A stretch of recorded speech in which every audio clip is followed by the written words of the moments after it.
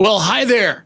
Usually, this show begins with a cold open that features a topical joke, but since I don't believe in cold opens or topical jokes, and frankly, I'm not convinced that any of this is real, I'm not going to do it. And no one can stop me because I'm still technically correct.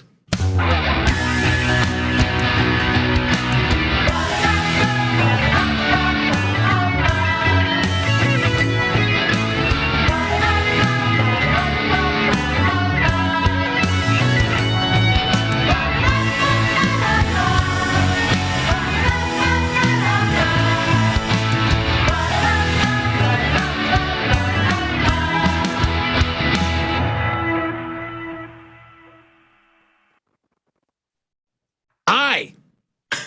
Welcome to Technically Correct. This is Geeks Who Drinks Weekly panel show live right here on the YouTubes. I'm Derek Knight. I'm stepping in while Nicole is off doing her smart person stuff. Now, if you're joining us for the first time, here's how this show works. In the first round of Technically Correct, conveniently called Technically Correct, a disembodied voice is going to ask me and three other panelists some questions. And then we get to work as a group and suss out answers to those questions. Now, when we're done, the disembodied voice is going to tell us whether we rule or if we drool. And listen, if you're watching us live right now, which is right here, right now on YouTube, that means that we're watching you too. But not in a creepy way. That means we're just watching the chat. So feel free to be as witty and charming and funny in the chat as you can be, but don't put any answers in the chat, all right? Just leave the being wrong to the being wrong professionals. Speaking of, let's meet the other team members for this episode of Technically Correct. First up, she's a charter member of the New York Skee Ball Hall of Fame. Please welcome our resident cheer captain, Lea Popielinski.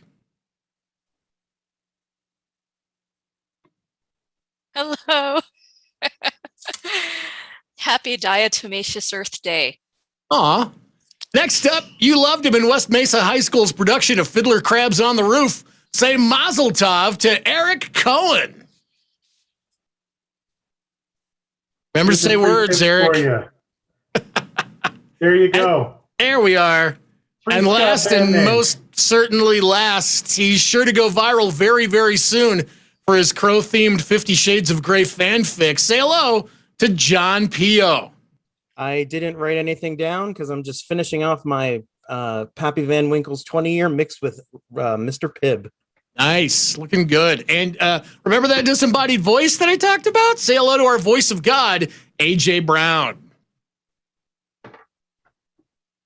Words. Hello! Are you guys ready for your first question of the evening?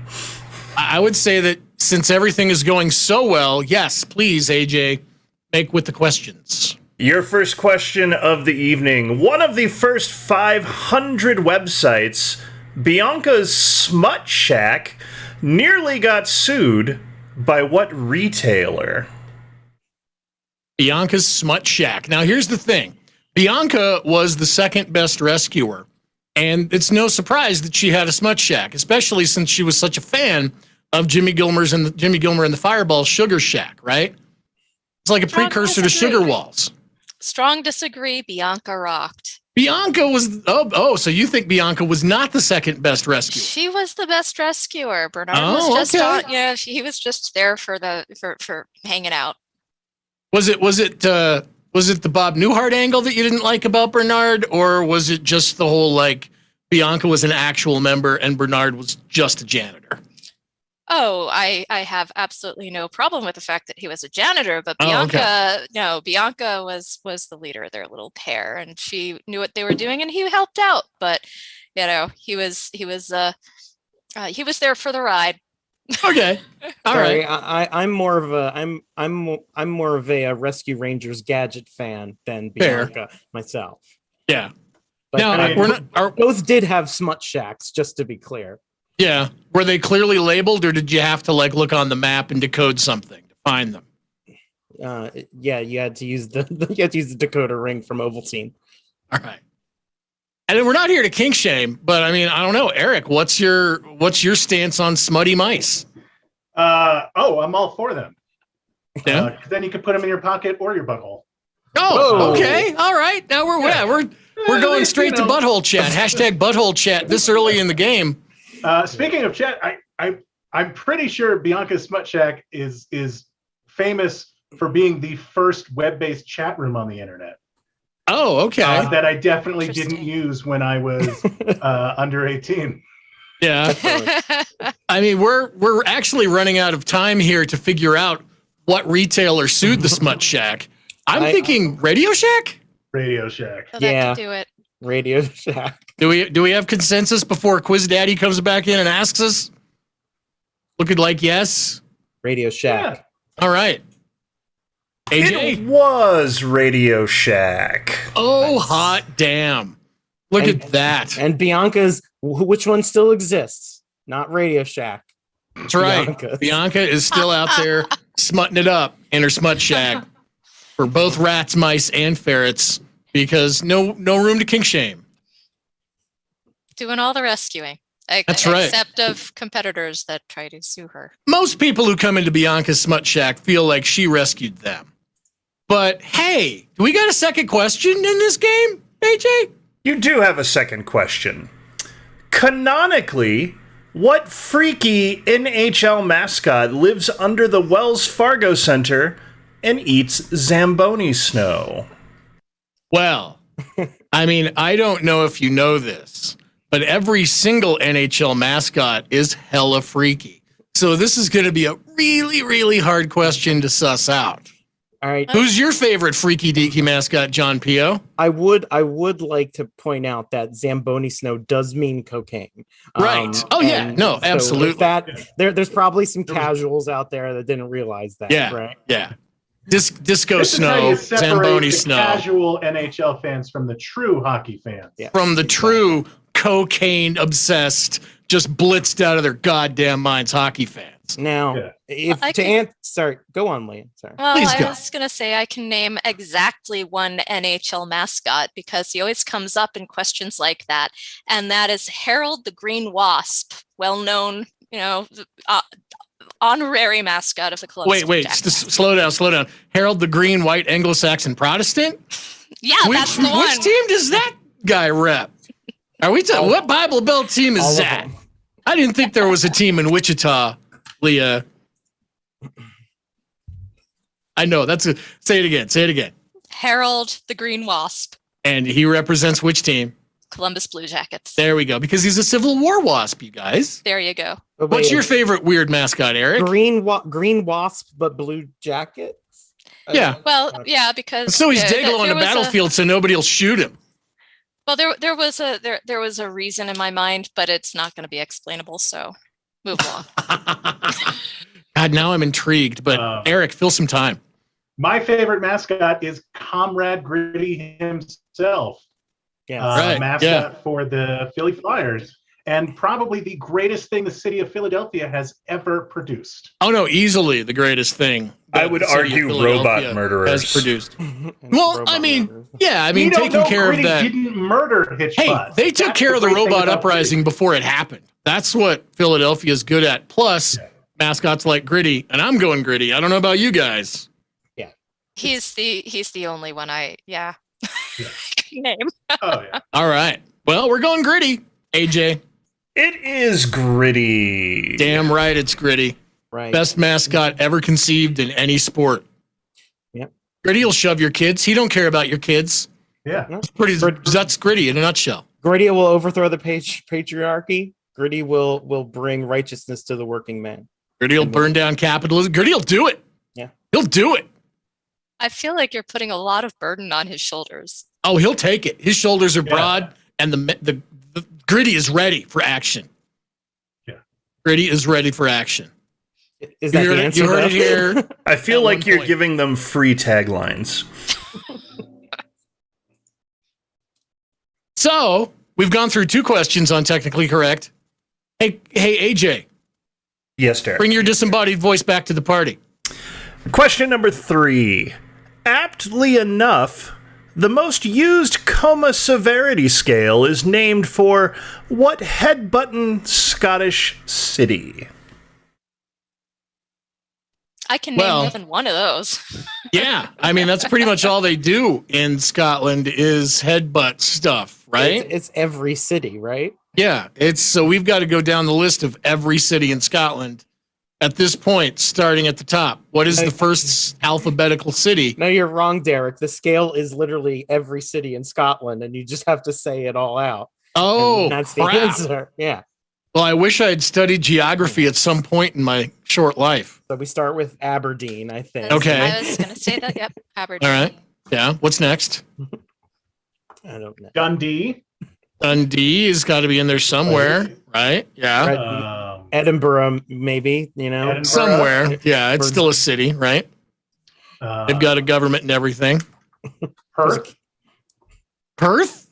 Is that in Scotland or is that in, where the hell is that? Well, there are there's more the than one Australian city's named one, Perth. but I'm sure there's more than one.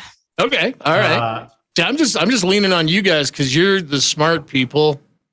I'm pretty sure the answer is Glasgow. Yeah, I think so too, but I wanted to fill some time with bullshit before we actually just spouted an answer. I mean, I don't know why you had to feel like you were so smart, that's much smarter than the rest of us, Mr. Cohen, just because you're the star of Fiddler Crabs on the Roof at East Mesa High School. Eric and I hung out in Scotland together, and we went to a bar that didn't have a sign, and there was dogs there. I think it was a bar, not someone's house, right, Eric? Okay.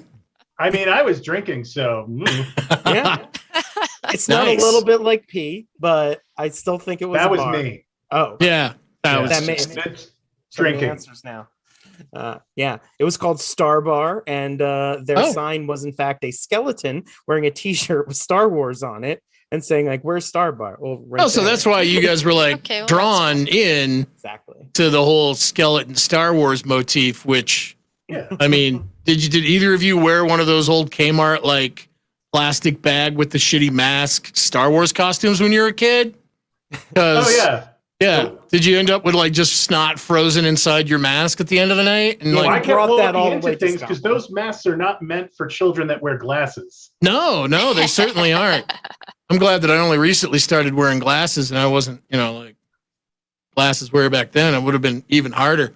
But so I guess we're saying Glasgow. Is that what we're saying? Oh, definitea All right. It's the headbuttiest of all of the Scottish towns. That's where I go to headbutt. Damn right. You heard it here. Lea gets her headbutt on in Glasgow, Scotland. Is that Glasgow, AJ? It is Glasgow, the headbuttiest city in Scotland. You guys are so smart. I'm glad that I'm here with you. You're going to make me look smarter. I'm just going to be smarter by osmosis. You're welcome. Thank you. That was our third question, right? That was your third question. We have one more before we take our first break. I'm excited for it. The Spanish government dug up Salvador Dali's body in 2017 to do what specific kind of test? They were totally smoking his ashes. Needed to see, how high you could get on a dude who was clearly high when he died. No, they gave him the SATs. It was just as an experiment. How well? Just to make sure that he could go to college. Yeah, how well could a deceased absurdist do analogies and simple algebraic sums? Yeah, it's weird. It worked. Perfect score, 1600. Damn. I actually have a Dali. It was from a series that he did illustrating an edition of Alice in Wonderland, and then they made a limited edition lithograph series out of each one of the illustrations. So I ended up my grandparents had it and I ended up with it after they died. See, when most people say I have a Dali, I just expect you have like a Barbie, and you've got an actual goddamn Dali. Well, since we're in the context of Salvador Dali, I felt like I probably didn't need to, specify, but I'm glad that, you figured it out. Yeah. I'm a little slow on the uptake, but I'm going to get there eventually. That's pretty great. I feel like Lea is just too classy to hang out with us now. At this point, not only does she own art, she owns like art you would have heard of. We should start a drinking game. Every time Lea rolls her eyes at us, we have to drink. And art you've never heard of until tonight. Can I show this now? I'm going to show this now. Yeah, show your weird titty thing. Yeah, because of a conversation that came up earlier, I told everyone that I needed it. This is another piece of art that used to be my grandparents'. I think she's just called Tattooed Lady. Sorry, I interpreted that as this used to be my grandparents. Like this is my grandparents' ashes urn. Yeah. They wanted to be buried in a titty lady. No. A warlock turned them into this naked woman statue. So I have to carry them around and complete several tasks, or they will never be able to cross over the ethereal plane. This is the best story ever. Okay, I think I'm going to go paternity on this one. What do you guys think? I would like to talk. I would like to talk about Salvador Dali just for one more second. Oh, yes. I think Eric can back me up on this. So, when Jodorowsky was going to make a version of Dune, Salvador Dali, right? Eric was going to be the emperor. Do you know this? Yeah, and he wanted to be the highest paid actor of all time, and he's like, I would like. I forget. Do you remember the number? It's like I would like $10,000 a minute, and Jodorowsky was like, "Make it $100,000 a minute." Yeah, 100. It was 100,000, and I've said that didn't come to be. And to make it happen, I think the plan was he would film like 6 minutes. 6 minutes of footage and then be replaced by a robot somehow. That was going to be quite an acid trippy of a movie, and I'm really sad it never happened. And then flash forward to 2021 and we get fucking Timothy Chalamet instead. Yeah, we could have had Dali and we got Chalamet instead. I feel like Dune movies have a history of going ridiculously over budget.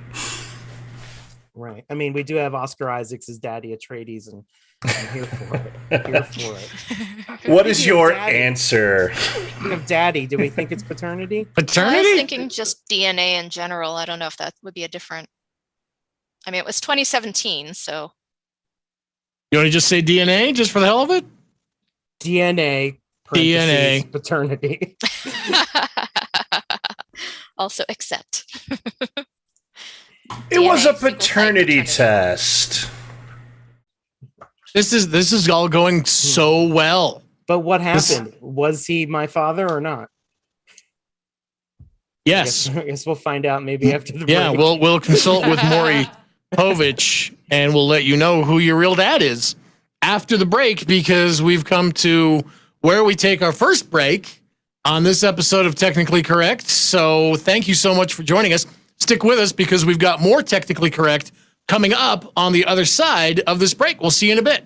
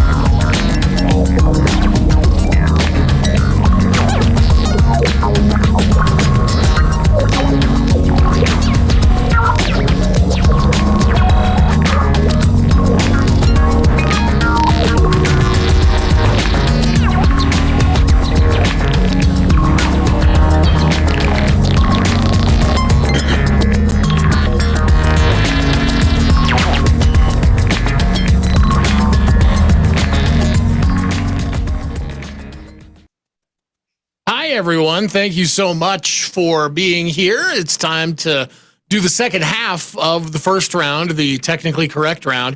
As a reminder, we love interacting with you in the chat, but please don't put any answers in the chat. Save that for the second go-round, which is coming up. But for now, let's just move right along as quickly as possible. Actually, let's not. Let's talk about exhumations, because Salvador Dali was dug up, right? They took the DNA to try to prove that, prove or disprove that he was or was not somebody's dad, right? And apparently it was not. And our producer told us that the person who ordered him dug up lists her profession as psychic. So doesn't necessarily bode well for her psychic abilities when the test comes back negative. Do you own anything from somebody who was exhumed? Do I own something from someone who's been exhumed? Yes. I don't think I even know someone who's been exhumed. See, this is just a gratuitous setup, but I don't, because I know behind me I've got all of these microphones, right? They're all very old. But at one point, the Big Bopper was exhumed because he had to be moved to a different plot in Beaumont, Texas, and his son, who was born after he died, got to see him for the first time. But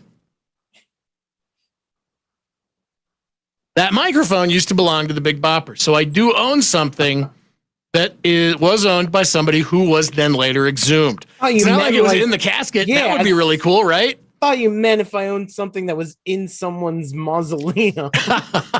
And I was like in Coco, yeah. Did you go and steal somebody's guitar from their mausoleum?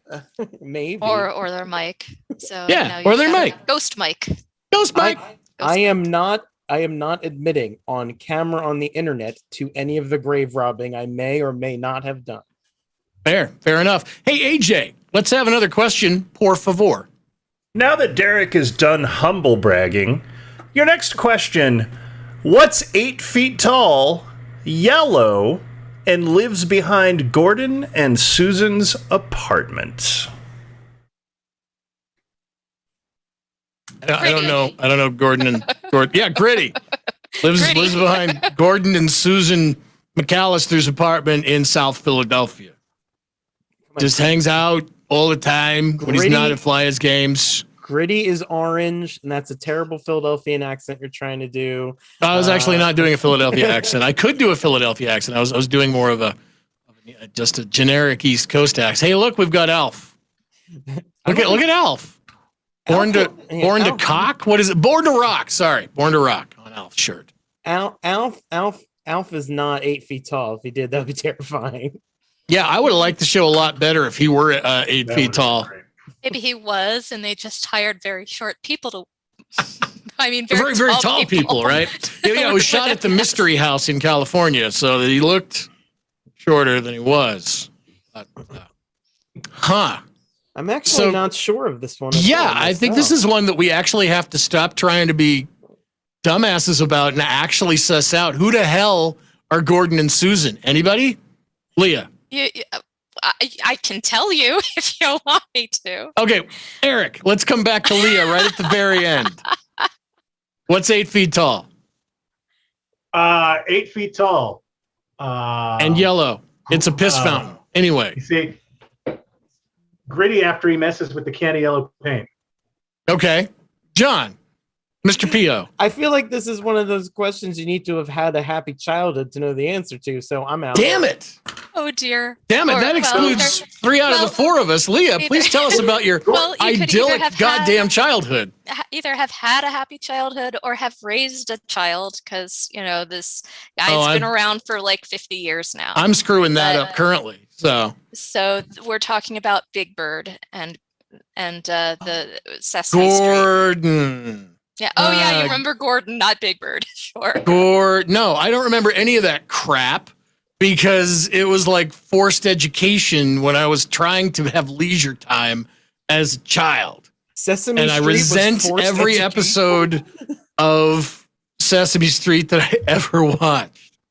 But see, Leah, having had the idyllic childhood, the idyllic upbringing, knows.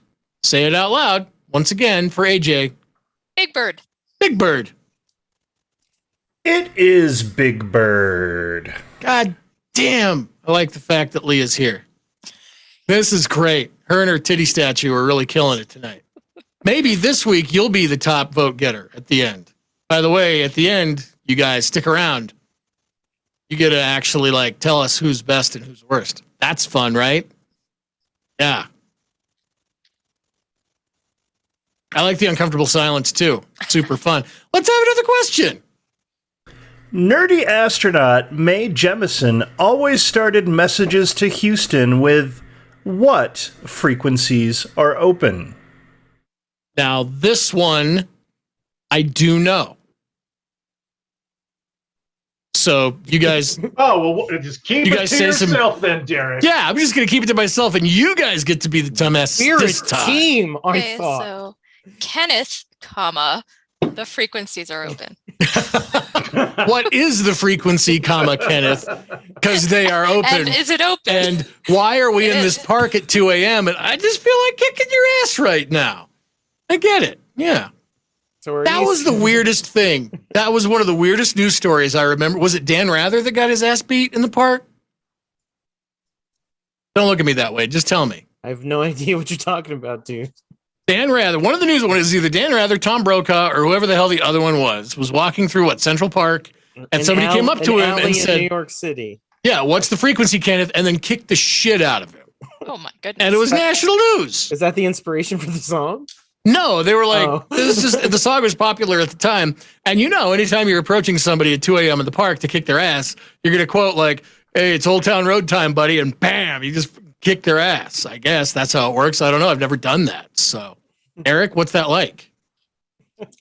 You get used to it. Wait, which side of the coin are you on this one? Are you the one who's quoting the song lyric?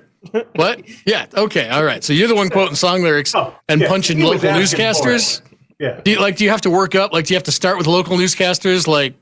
What's the big local news where you're from? I forget. I've only been there a couple times. I don't know. Something on television that old people watch. I don't know.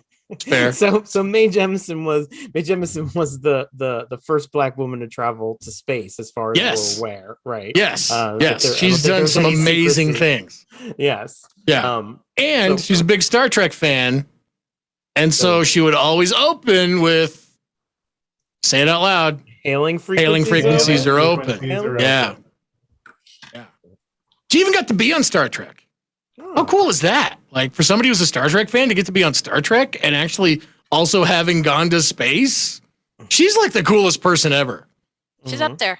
She's up there. I like how you're she's up there. Oh shit! I don't know. That's literally up there right now. But she could be. Good. That was a good one. You.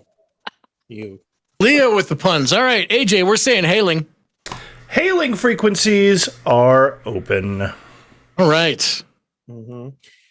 Nice. Our fun information gnomes tell us that yes, she was on Star Trek: The Next Generation, and that REM song was named after the Dan Rather getting his ass kicked incident. Oh, okay. All right. Oh, interesting. That's something. What kind of music? What kind of music could we inspire Billie Eilish with now? By I don't know, say hitting Tucker Carlson with a steel chair.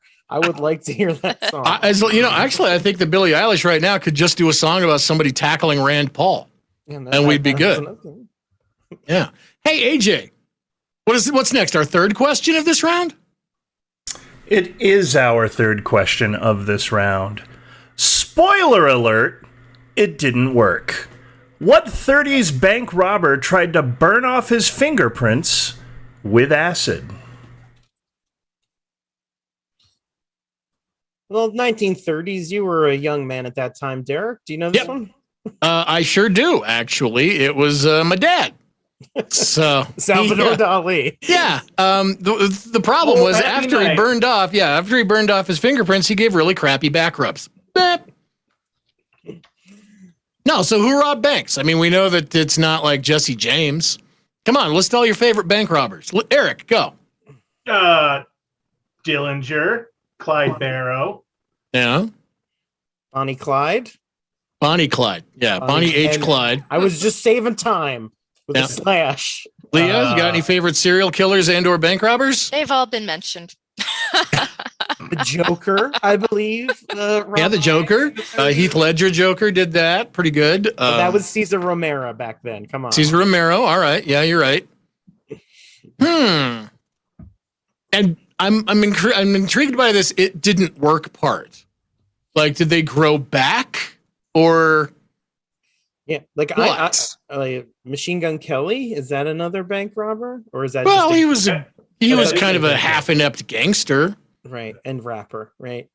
Yes, and half inept rapper. So, like, I don't not necessarily know this one. I figure it's probably not like a Bonnie and Clyde because it probably would have tried burning all of their fingerprints off. So they would have they would have just shot the tips of their fingers off because they were kind of hardcore.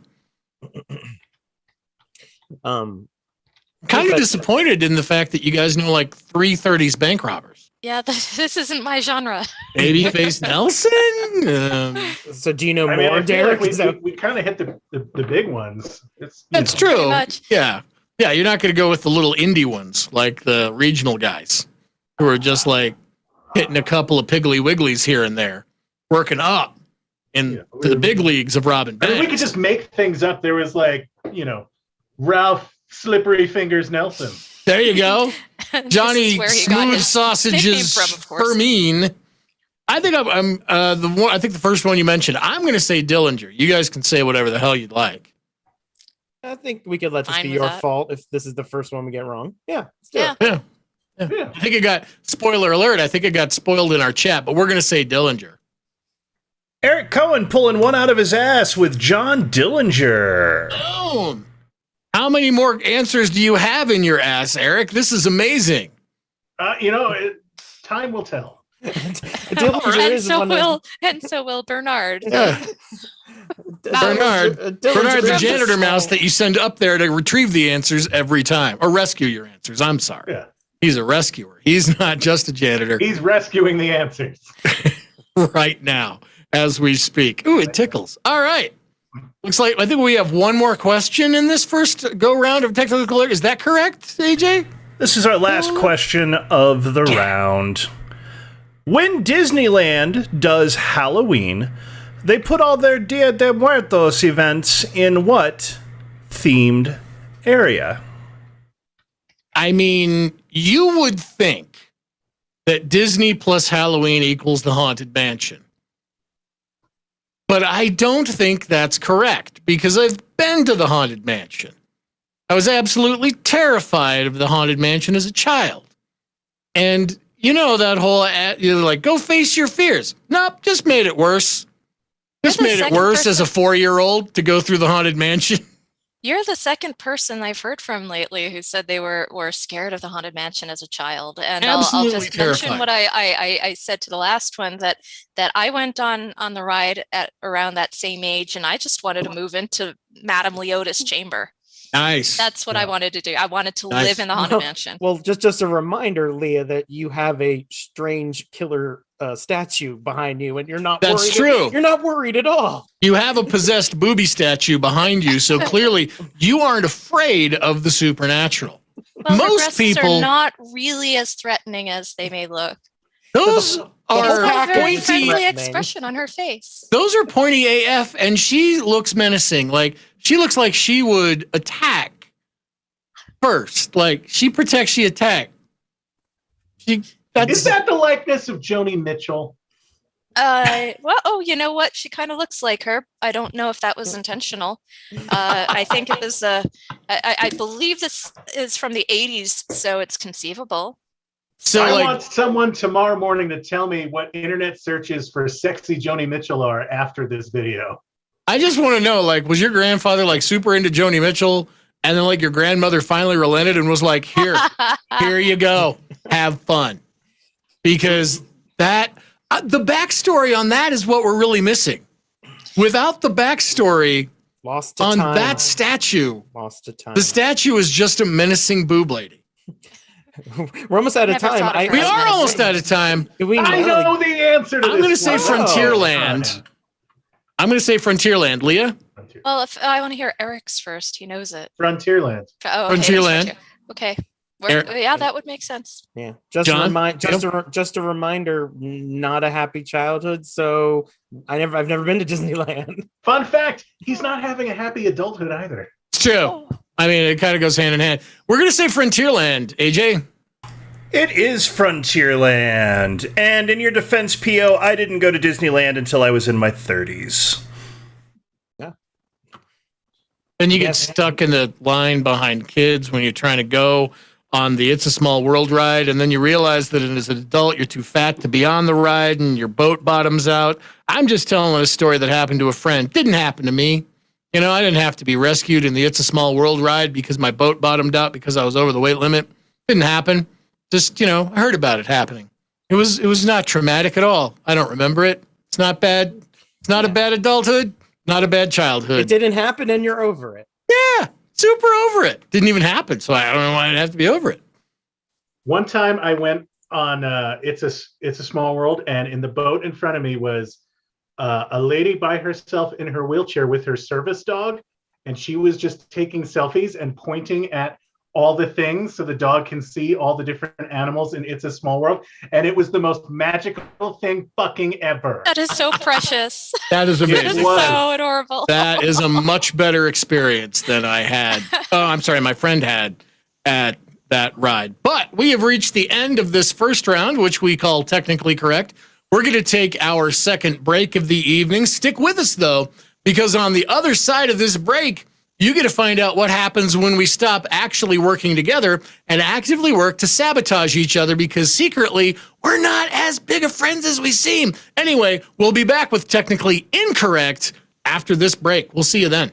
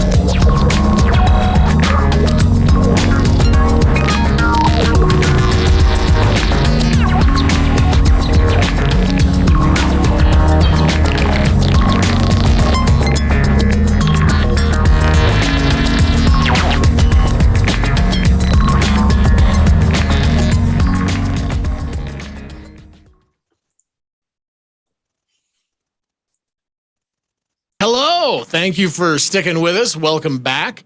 This, as you can see on the screen, is our second round of play called Technically Incorrect. And I will explain what that means here in a second. First, though, I want to remind you that you can check us out in person. Geeks Who Drink quizzes are back all over the country. And you can also get a quick hit of trivia on YouTube. We've got all kinds of shows. Like on Fridays, we post Recently and Stuff. We do We do the Mystery Video Fun Club, where you can get a swag box just for knowing stuff. And yes, you can come out on Monday nights on Twitch, check out a quiz, or hit us in person. Go to geekswhodrink.com to find an in-person Geeks Who Drink quiz near you.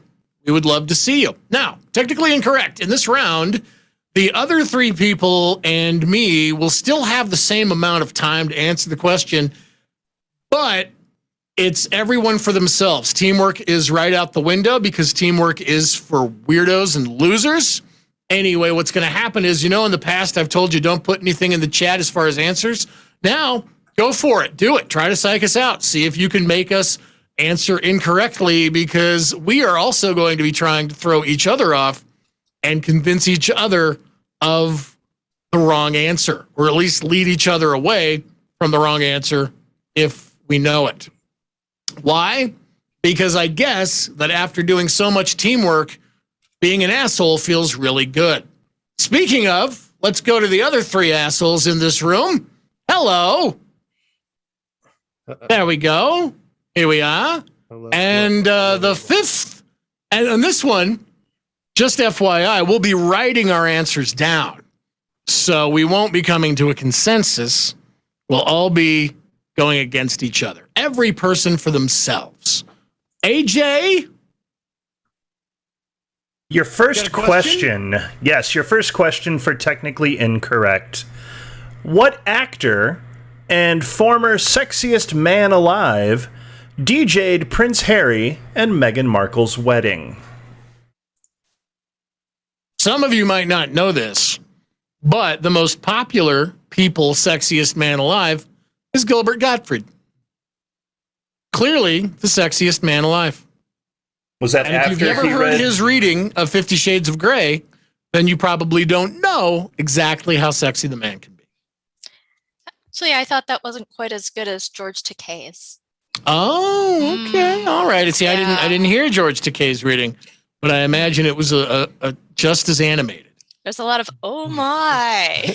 Oh, this has woken something inside me, I think, and I'm going to have to not answer this question to go look it up. Hey, now, nobody said you could cheat. No, not the clearly answer. It was the first sexiest man alive, Mel Gibson. It's true. Who has only ridden that wave since then. 1985, I think. 1985. And so he DJ'd the wedding because he's not really bringing it the bucks anymore.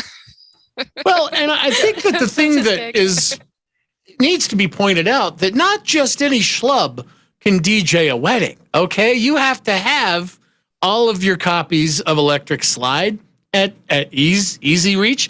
You've got to have Strokin' by Clarence Carter. And if you don't have Strokin' by Clarence Carter, the wedding party is going to have a really bad time.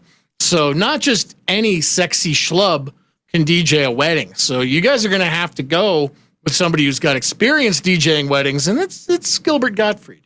And hey, all right, here's me. This is the answer. You should put this down. But who are these people? They're royals. Where? The UK. What's in the UK? Scotland. Who's the Scottish sexiest man alive? Sean Connery. Sean Connery DJ'd this wedding, no doubt about it.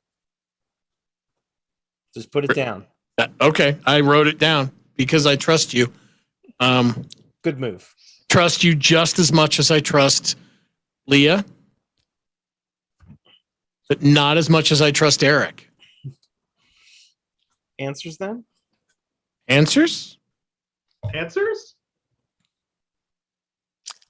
Idris Elba, Will Smith, legend, Jon Pio gets no points for this round. It is, in fact, Idris Elba. Well done. Lea didn't get any points either, AJ. I didn't get any points either.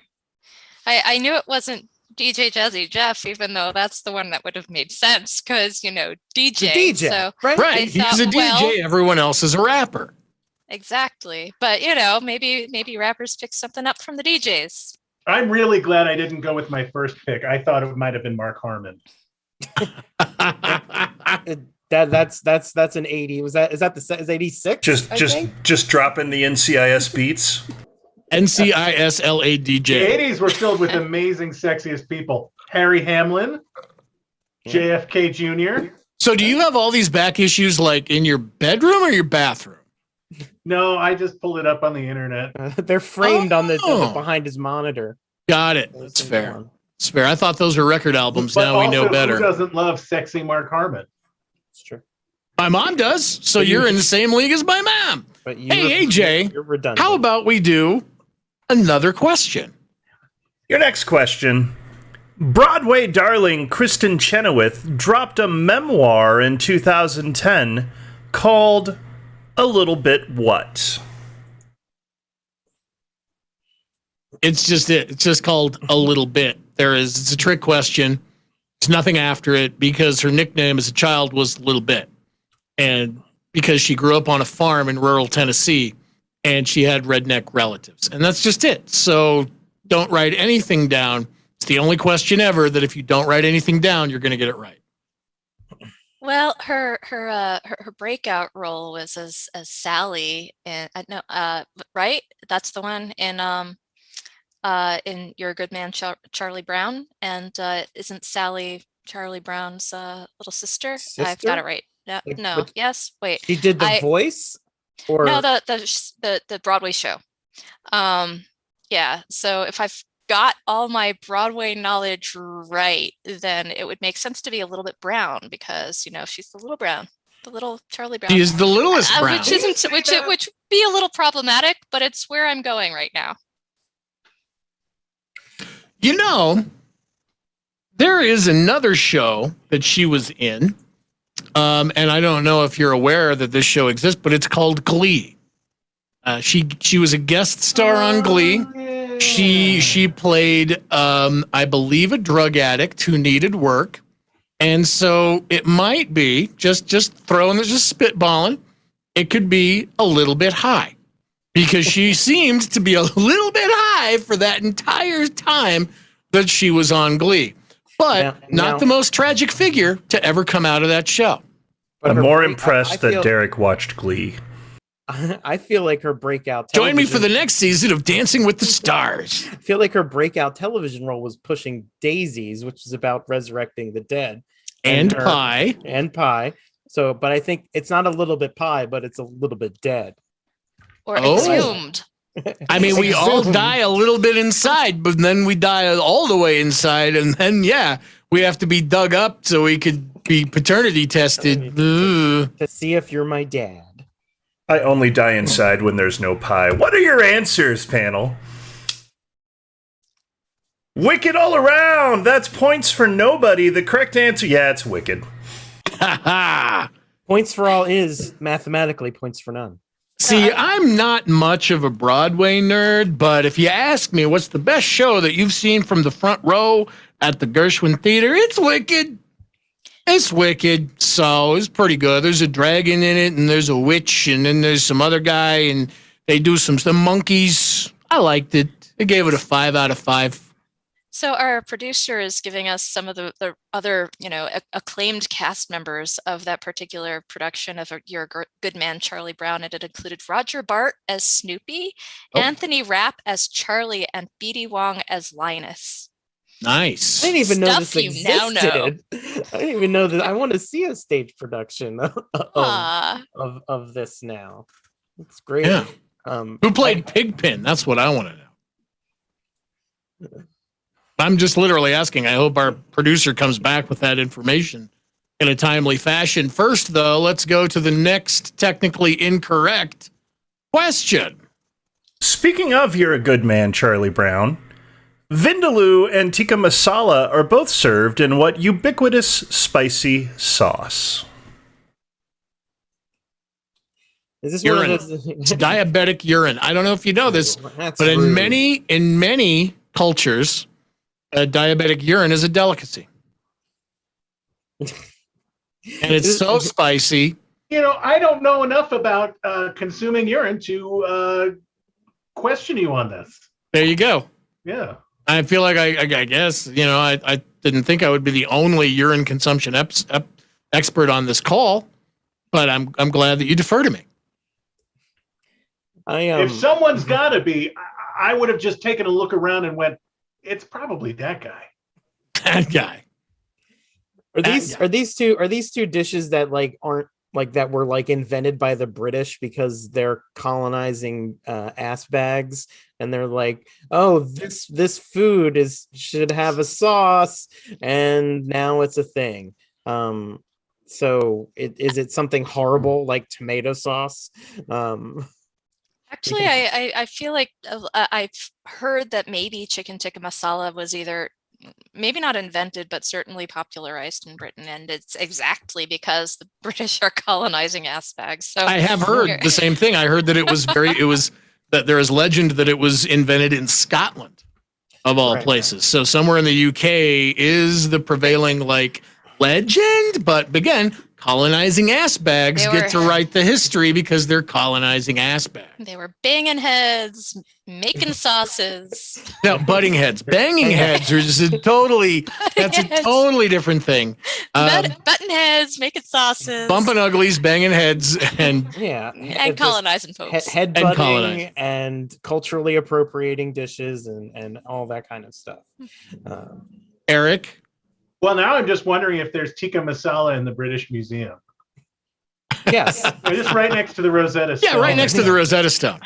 All of the things they've stolen, you can sample it. You can. Yeah, they sell it in the cafeteria, I'm sure. Yeah.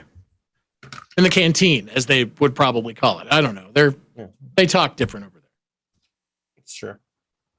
As delicious as that we have exhausted our colonizing ass bag talk. Yes, you have, as a matter of fact. Curry all around! Not only is it delicious, it's correct. It's incorrect, in fact, in a sense. No offense, AJ. I've heard a lot of... I've read some articles recently about culinary people that want to stop using the term curry for all of the actual reasons we just talked about, that it doesn't mean anything, right? Correct. You correct. I see. Yeah, that the definition, curry is almost even a word that doesn't even exist in Southeast Asian subcontinental languages, except the closest they have is Tamil, I think, in Indonesia has some sort of reference to curry, but it doesn't mean anything, and it's kind of a artifact of colonization. Anyway, I like McDonald's. All right. Hey, do we have one more question in this half a round? We do. Oh, yeah. The Hollywood sign is part of what famous LA park named for a mining baron?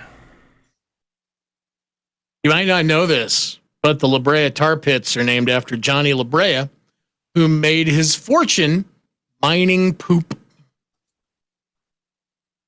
Go on. Well, back in the day, people needed poop because they had run out of wood to burn because the world was a dystopia and all the trees were gone. But they found out that if they polished turds, they could actually burn them in specially made furnaces, and Johnny La Brea was their savior. He would come around with big bags of flaming poop and say, "Warm yourselves by my poop fire." I honestly don't know how much of that was correct or not, but I'm gonna yeah,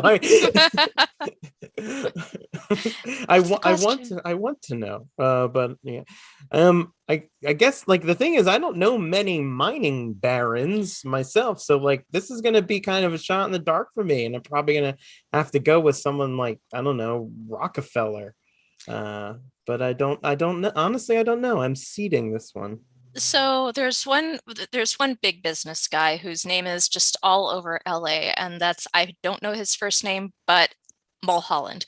And one of his big businesses was potatoes. I might have some of this wrong, but I think he brought mining potatoes. russet potatoes to, he basically had them, made them popular. But our producer says William Mulholland, and he was Irish. And so it wouldn't be too far-fetched that he was in the mining business as well, for reasons that Pio just kind of helped us into.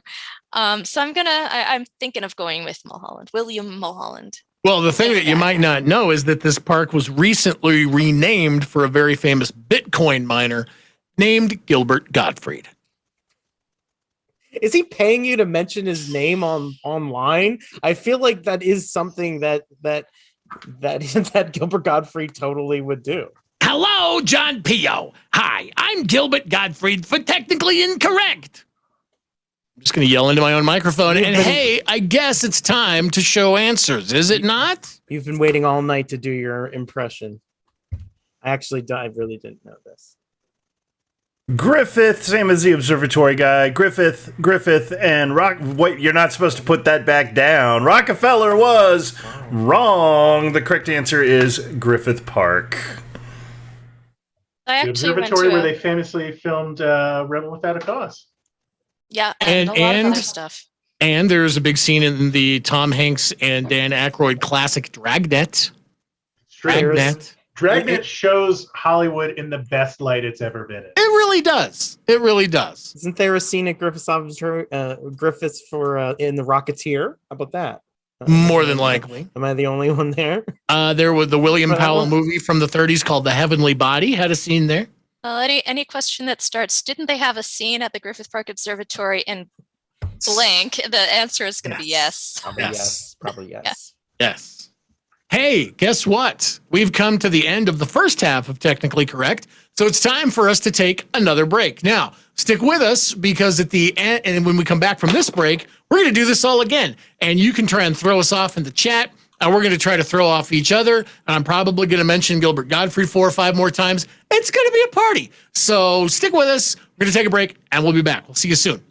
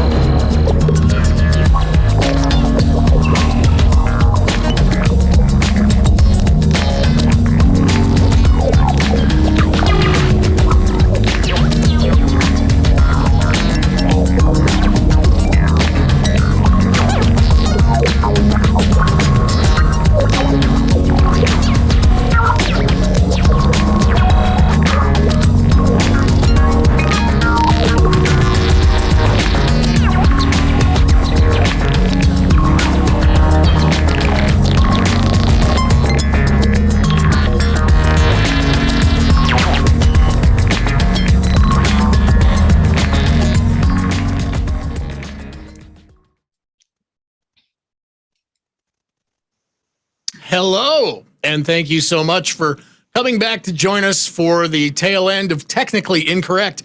This is, again, where we try to psych each other out, but still be right. And you are more than welcome to try to psych us out in the YouTube chat. Now, AJ, get us back on track. Give us our next question, please. Your next question. In Hustle and Flow, which rapper started a brawl by tossing Terrence Howard's rap demo in a toilet? I mean, right off the bat, Terrence Howard's rap demo probably deserved to be thrown in a toilet. I mean, I'm trying not to be too judgmental here, but I mean, it's called tough love, you know? If you don't like what you hear, throw it in the toilet.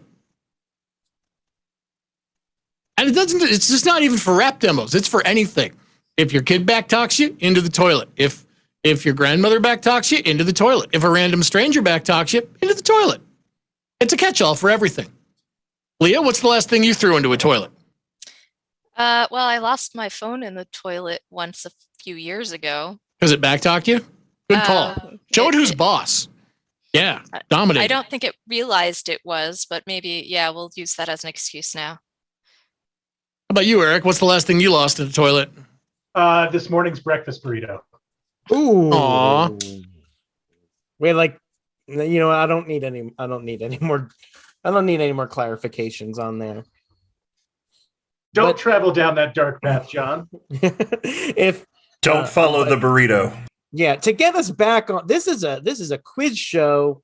To get us back on track, you know, if it's a movie that involves a rap star, for me the answer is always Ludacris. It's always Ludacris. See, for my money, if it's a movie with a rap star in it, it's got to be Will Smith. He played Ali. He played somebody called Hitch, which is close to Hustle. And what movie was that? He played somebody who fought aliens. He played Hitchcock, who was a superhero, very close to Hustle too. We're talking about the H movies. It's got to be Will Smith. The Pursuit of Happiness. Happiness? No, I thought you were talking about Anthony Hopkins. Oh. Are you talking like rapping, Hitchcock. like just talking, just like having a chat? Like what he did in Silence of the Lambs? Just like, hello, Clarice, let's rap. Or do you mean like Will Ferrell, who raps a lot of presents in Elf? Oh, that's true. He's a rapper. If maybe that's what AJ meant. Oh my God, we've run out of time and we don't know. Well, it's not spelled with a W. We can see it. Oh, thanks for ruining that. I know. It's just a typo. Immediately ruining it. Can do that. It was mine to ruin. It's too smart. You're just too smart for your own good sometimes. Just let it go. Be punny. Are we just going to show answers now? Are we all? What are your answers, panels?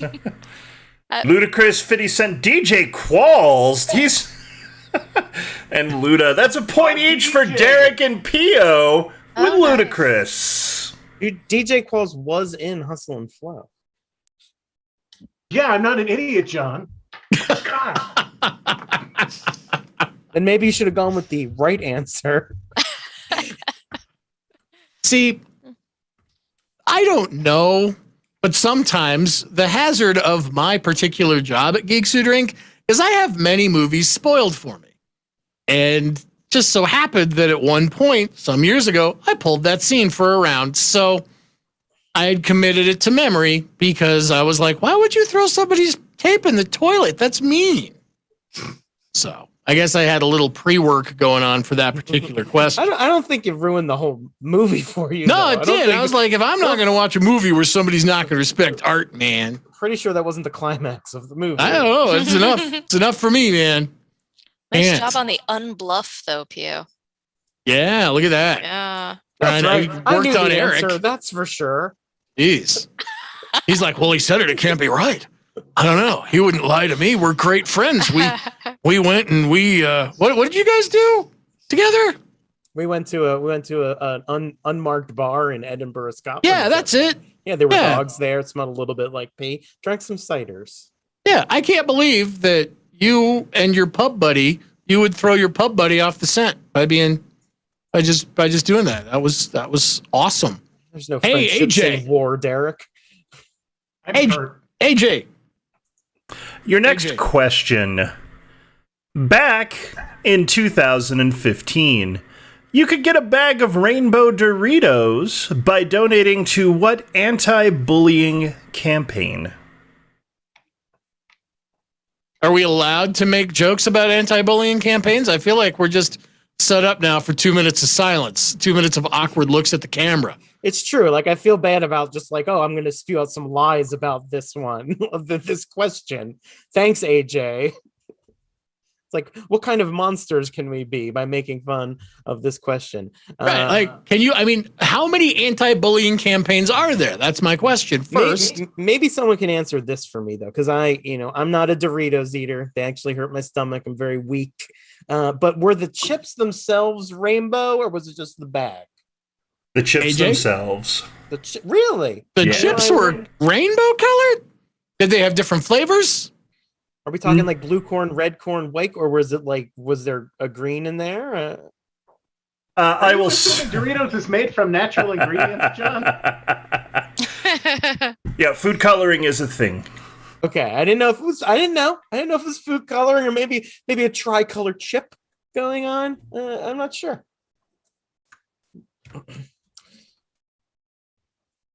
I don't know. I haven't yet. Here's a fun fact. I like the generic store brands of Doritos. I don't like Doritos as much as I like those half-assed triangle corn chips that kind of like have off-brand cheese powder on them. I don't know why. I don't know if in the back of my mind I feel like I need to be punished for eating cheap chips like that, but all right. I don't know. Here's how we're going to tie Dorito facts into our trip to the UK.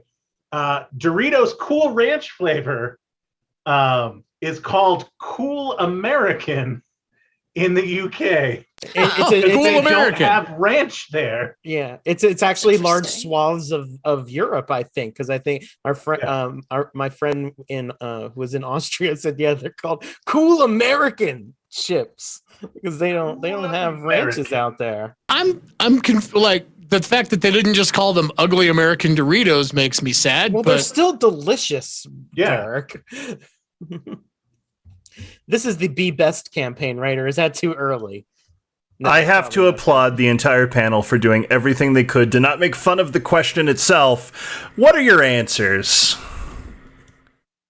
It gets better, no bully. It gets better, it gets better. That's points for everybody except for Eric with its get better. That's a good correct answer. Yeah, I spent the whole period writing "It Gets Better." Trevor Project. It gets better. Trevor Project. I'm glad I finally ended on the right one. See, I'm not using an erasable thing, so I've got to be sure. But I also drew a Dorito that says it sure does. It gets better than Doritos. Dorito. It's a perfect Dorito there. Hey, AJ, what number are we on? We are on the third question of this round. We have 2 more to go until the end. Your next question. Ass Cat is a legendary improv show from what troupe that launched Amy Poehler? Now, thanks, of you AJ. May not know this. We're going to get 2 minutes of Derek talking about fucking improv now. I'm going to go get a But Lea was in an improv group in elementary school. They were called the I Lived in LA for 20 Years Players, and they did what was called a Herald. And Lea, why don't you tell us about your improv experience? You mean the Harold the Green Wasp, which I actually yes, Harold the Green Wasp. Yeah, and it was weird because it was an improv format for elementary school kids before it was an improv format for adults. So Lea, yes, tell us more about your improv experience with Harold the Green Wasp. Yeah, no. So I did explain in the chat that why I ended up on green. I don't know if anybody in here happened to read that, but it's because, sure did. Yeah, so you got the whenever I hear the Blue Jackets, for some reason I think of Yellow Jackets, but blue. So I lived in Columbus for a bunch of years and never went to a game. So I had nothing to solidify what the Blue Jackets were actually. So that's just thing that I continued to imagine. And then yellow and blue makes green, and hence Harold the Green Wasp, which somehow traveled all the way to LA, which I lived in before I lived in Columbus. So that was really clever of him. Yeah. To know that you were there and be like, I got to teach elementary school this child how to do improv, how to yes and, exactly. how to yes because, how to build scenes, and how to make your scene partner look better, and how to talk to that other person about that other person and make it about the relationship. Basic improv bullshit, right? I'm learning a lot right now. Yeah, but you're living in LA, I'm sure you know that it was either the Groundlings or Improv Olympic West. So you take your pick. I've got mine answer written down, and I know which one it is, but you go with one of those two. Please tell us more, Derek. Oh, it's too late. We've run out of time. What are your answers? Upright Citizens Brigade, the Groundlings, UCB, and Hong Kong Danger Duo. Oh, it was a fake out by Eric. I actually got to see ASSCAT live in New York at the Chelsea Theater, because for years I was married and then I wasn't. So I dated an improv person, and then I dated another improv person. And then I did improv with both of those people. And so on vacations, we always seek out improv. And it was actually the best improv I've ever seen live. The best thing you saw at that theater. The best show that I saw at the Chelsea location of Upright Citizens Brigade was ASSCAT. Yes, thank you for pointing that out. We'll soon know everything that y'all the best. All of the specific places that I have visited. Can't even name the theaters I've seen things at, so it's actually quite informative. It's actually kind of refreshing to know that people go through life just oblivious and just go to places. That's makes me feel like I need to do that more, Lea. Thank you. Not make plans, not be obsessed about plans, not stay on time, not have a schedule. Yeah, I don't know. I saw Rent shortly before the pandemic. I have no idea what the place was called that I saw it in. No idea. It was just some random lot. It was just a Conoco on the roadside. That place I saw. I'm not even sure it was Rent. It was just some people who were bitching about that they couldn't afford their rent. Yeah, they were all But it is the best thing I ever saw at that particular place. Nice. Hey, AJ, we got one more question, right? One more question, your final one of the evening. In Bavaria, Oktoberfest always starts in what month? October. Yep, October. It's right in the name, guys. I don't know if why we have to talk about this for 2 minutes. It's in the goddamn name. October. Between the first and the last of October. Wait a minute. It could be a trick. That's true, because in the old pagan religion, before Christianity came along and ruined all the holidays, Oktoberfest was a singular pagan religion. Yes, the singular pagan religion. It was a solstice event, and then along came this new fangled thing, and they're like, "Hey, would you mind if we brought a couple of people to your little celebration? And also, oh, by the way, could we get on stage and do a little shout out for our buddy Jesus?" And the pagans were like, "I guess, can't hurt, right?" And so, yeah, they did Oktoberfest in December. And then Jesus took it over and made it all about him. No, that's not the story that I've heard. The story that I've heard is that for most of the time it has actually started in November, but people would end up coming like 2 weeks into the celebration, and most of the beer had gone rancid that was freshly made for this big thing. So it was marketing. They named it Oktoberfest so that people would show up on frickin' time. So they would show up a couple of weeks early. You know, they'd start their drinking slowly, and then by November they would have, they'd be ready to be completely sloshed, and the beer was fresh, and everybody had a good time. But don't they drink their beer stale there anyway? Well, that's not the story that I've heard. So that's not the way I heard it. I'll tell you this right now. Does anyone have any bullshit that like it's July. It's Christmas in July. It's when Santa Claus comes and fights Jesus, and then a pumpkin is born, and it's Oktoberfest in July. Dr. Octopus comes and he blesses the feast, and then everybody has a great time in March. Dr. Octopus? Dr. Octopus. It's an octopus who's also a doctor. He can heal wounds with the powers of his mind. This episode is definitely inspired by Salvador Dali. That's for sure. What are your answers? My God. And her psychic daughter. September. That's September all around. It is, in fact, November. No, it's September. I like how Leah could not fit it on one line. September. I always do that. Leah, I think the November ruse was a good ruse. I think that was totally believable. And I would have believed it. If you didn't actually know the answer. If I didn't know the answer? Yeah. Yeah, that's a good. Yeah, that's exactly. Yeah, right. We're going to go with that one. Sure. We're going to go with that one. Yeah. Not the way I heard it. It's like, Leah, you're a good liar, but not disturbingly good. How about that? Leah, you just need a t-shirt to wear around that says, that's not the way I heard it. You're deceptive, but not like an asshole deceptive. Yeah. You've got, pure intentions, but that's not the way I heard it. So, well, that is all of the questions that we have for this week on Technically Correct and Technically Incorrect, but we still have show business. You know what that show business is? It's the most divisive business of all. In the chat, a poll is going to pop up, and you get to vote, and you get to tell us which of us did the best job tonight. So AJ is going to throw that in there. You get to vote. We're going to take one final break, and when we come back, we will find out. Yeah, you can use whatever criteria that you want to say, hey, who's good, who ruled, and who drooled. Before we go to that break, however, we have to find out who actually was the best. Who scored the highest? AJ? Well, coming in fourth place is Jon Pio.